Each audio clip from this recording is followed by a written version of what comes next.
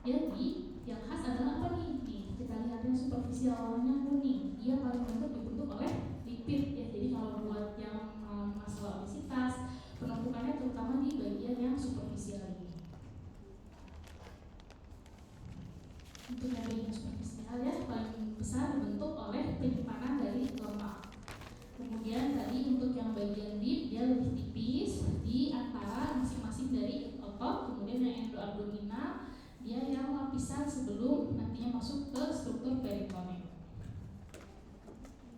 Kalau tadi kita bahas pasiennya, sekarang kita masuk bahas ke ototnya. Tadi sebutin ada 3 otot ya, kalau yang kelihatan di semuanya, yaitu eksternal oblik ya. Kalau kita lihat dia dari ribs, dia insersinya origonya nanti dia berinsersi ke bagian bawah dan bagian tengah tubuh.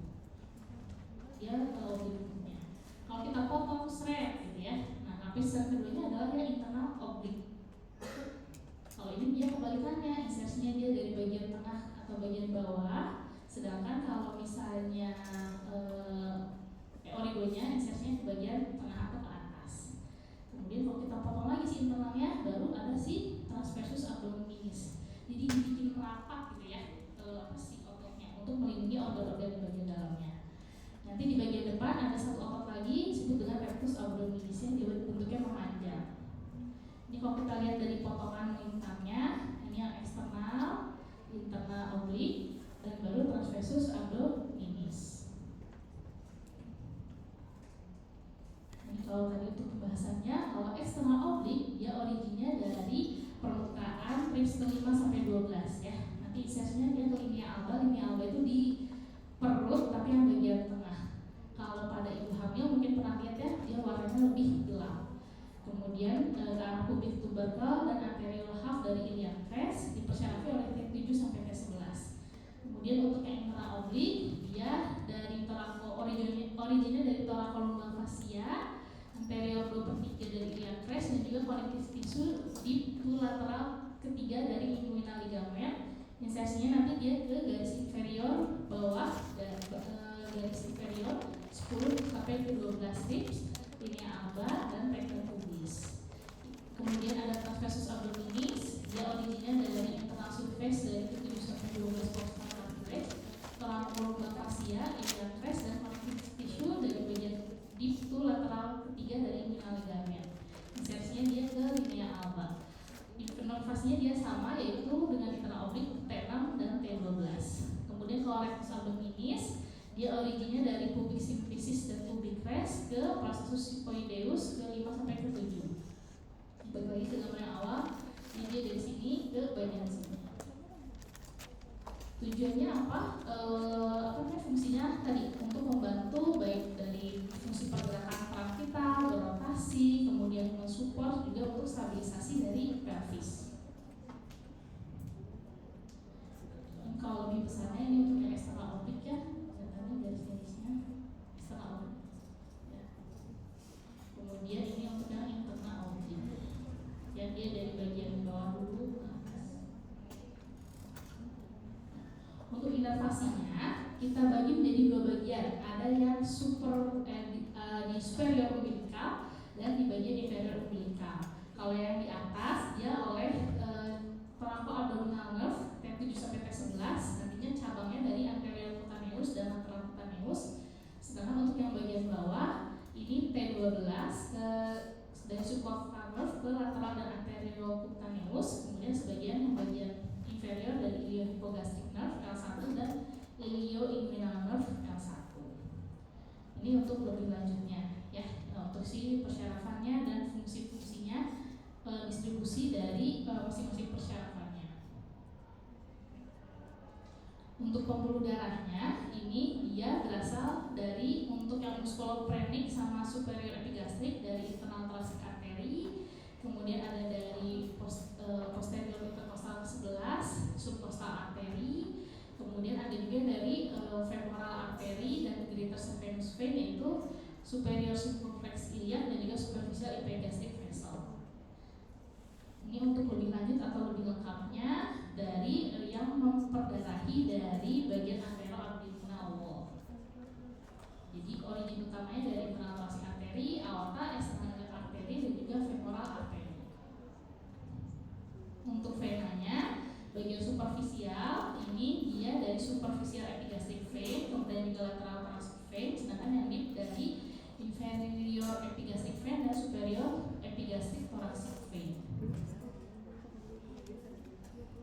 Untuk limfatiknya, yang bagian transumbilical nanti dia menuju ke bagian axillary lymph node, sebagian juga dari parasternal lymph node masuk sini.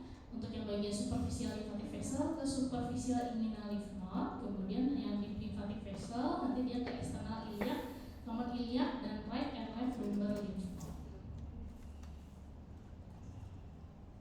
Nah, di dalamnya kalau kita buka lagi bagian dari dinding abdomen ada permukaan internal.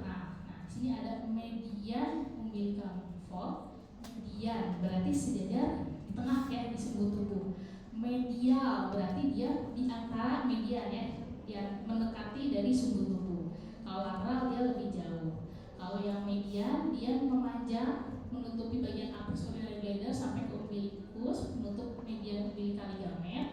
Yang medial umbilical fold dia ke arah lateral ke median umbilical fold untuk menutupi bagian medial umbilical ligament. Dan yang bagian lateral umbilical fold nanti dia ke bagian median menutupi inferior epigastric vessel. Ya, itu untuk yang bagian anterolateral abdominal wall. Kita masuk ke yang posterolateral abdominal wall. Untuk bagian posterior, dia melingkupi 5 bagian ini. Apa aja nih? Ada 5 lumbar vertebra. Jadi L1, L2, L3, L4, dan L5 beserta dengan intervertebralisnya.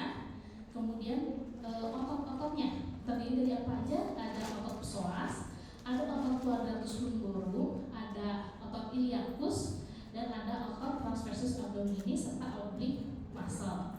Di bagian atasnya dia berhadapan dengan diafragma, kemudian ada fascia, termasuk pengaruh fascia, lumbal flexus, ya udah pernah belajar ya di MBS, terdiri dari flexus yang di sini terutama lumbal flexus. Kemudian fat atau lemak, pembuluh darah, pembuluh syaraf, dan juga lymph node. Kita bahas dari fascianya yang ada di posterior dari abdominal wall. Kalau di posterior dia ada 3, yaitu ada psoas, ada quadratus lumborum, dan juga ada thoracolumbar yang berbentuk lapisan-lapisan. Untuk yang lapisan psoas dia menutupi dari otot psoas mayor, ya nantinya dia menempel dari bagian medial lumbal vertebra ke pelvic brim. Jadi dia dari bagian sumbu tubuh ke bagian depan. Kemudian psoas fascia ini dia bentuknya tebal, bagian superior, dan bagian bawahnya nantinya dia membentuk bagian medial dari aquatic ligament. Kemudian fascia ini nanti dia berfungsi secara lateral dengan fascia-fascia lainnya. Jadi kalau lagi bahwa fascia ada 3, psoas, quadratus lumborum, sama thoracolumbar. Nah, yang bagian psoas ini nanti dia akan di bagian lateral berhubungan dengan fascia-fascia yang lain. Ini untuk thoracolumbar fascia, dia ini menempel juga dari bagian vertebral column medial ke baregion posterior, middle, dan anterior layer dari ototnya dan saling menutupi. Kemudian dia kalau yang tadi dia tebal, kalau yang psoas, kalau yang thoracolumbar fascia ini dia tipis dan juga transparan, tapi dia kuat. Kemudian untuk yang anterior dari thoracolumbar fascia atau quadratus lumborum dia tipis juga yang menutupi dari otot. Kemudian dia juga transparan, 2/3-nya menempel pada bagian permukaan anterior dari processus transversus dari lumbar vertebra, iliac crest, dan juga ribs ke-12. Tadi kita bahas fascianya, sekarang kita bahas ke ototnya. Untuk ototnya ada otot psoas. Otot psoas ini dia nanti akan berjalan secara inferior lateral. Kemudian ada otot iliacus, dia di sebelahnya ya, ada di bagian inferior part dari psoas mayor. Dan ada otot quadratus lumborum. Dia ini nanti dari bagian processus transversus dari spinal cord, FD vertebra, nanti dia ke bagian lateral dan superior part dari psoas mayor. Ini untuk psoas mayor, dia panjang, kemudian dia tebal, berjalan di bagian lateral dari lumbal vertebra. Kemudian nantinya psoas ini akan berjalan inferolateral ke dalam bagian inguinal ligamen menuju ke lesser prohater. Jadi dari vertebrasi ini nanti dia ke sini ke lesser prohater of Frankfurt. Kemudian untuk lumbar flexusnya nanti dia muncul atau tertahan di bagian posterior part dari psoas dan anterior dari lumbar transversus processus. Untuk otot iliacus dia berbentuk large triangular muscle yang berjalan di bagian lateral dari inferior part dari psoas major. Nantinya sebagian besar dari serat-seratnya berhubungan dengan tendonnya dari psoas major.